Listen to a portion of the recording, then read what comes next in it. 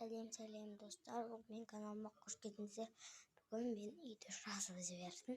Мен өзімнің сабаққа баратын заттарым бар, пленкам бар, сосын бір сурет бар, тәртіпке сатығы мынандай сумкамды көріп тұрсыздар ма? Содан мен мынандай бар шығар, бір тренд жасайын деген. Бір трендте мына қараңыздар, қазір көрсетемін. Қараңыздар, мынаны битемді, қараңыздар. Мысалға, менде фломастер бар. Фломастермен бояу керек. Менің фломастерімді істемей қалған. И оның ручкамен де, немесе қаламмен де бояуға болмайды. Сол кезде мен бүйтіп бояп едім. Боянбай қалды. Сіздерге дұрыстап вообще көрінбей тұрғанды шығар. Міне. Вообще бояп тастағам. Сосын артына қоятын қараны тапқам. И сосын оған қайтып бүйтіп жарық көрсету керек қой. Соны қайтып істейтін білмей жатыр. И өзімнен қайтып істейтінді білмей жатыр.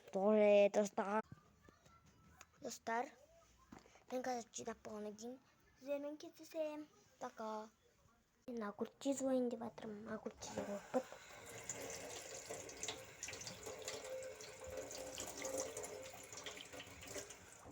Қазір огурцты кесетін боламыз.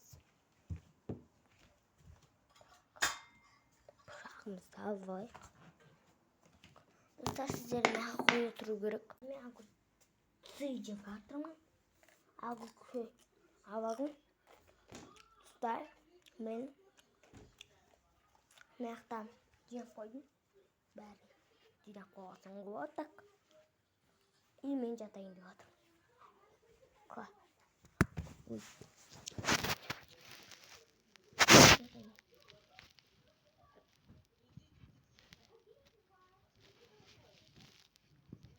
Достар, кішкенде деген кездесеміз.